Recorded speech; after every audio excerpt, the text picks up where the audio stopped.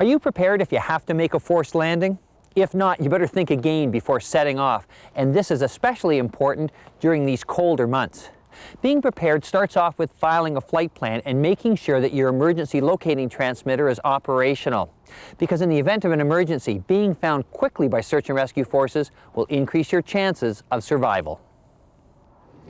Being prepared also means making sure that you're dressed for the conditions that prevail on the ground, en route, and at the destination. Street clothes may be adequate for on board, but remember, it can be cold out there when stranded. Lack of suitable clothing can take its toll in the race against time, especially in rain or snow.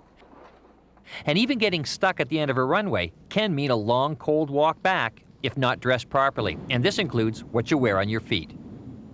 An essential part of a safe flight is having an emergency kit on board. This includes extra clothing, matches, flashlights, emergency food, a first aid kit, blankets, and sleeping bags. Onboard survival equipment is not only mandated by regulations, but can mean the difference between survival or not.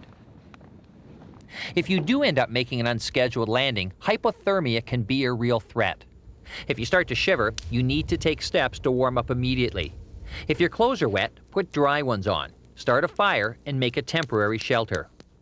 Remember, even with a flight plan and a transmitting ELT, high winds, blowing snow, or a winter storm can delay a rescue and force you to stay out in the elements longer than you might expect. Survival is something you plan for in advance when everything else is going right. The key is to be prepared, and if you are, any unplanned stops will be much more comfortable in the short term, and your chance of survival that much better in the end.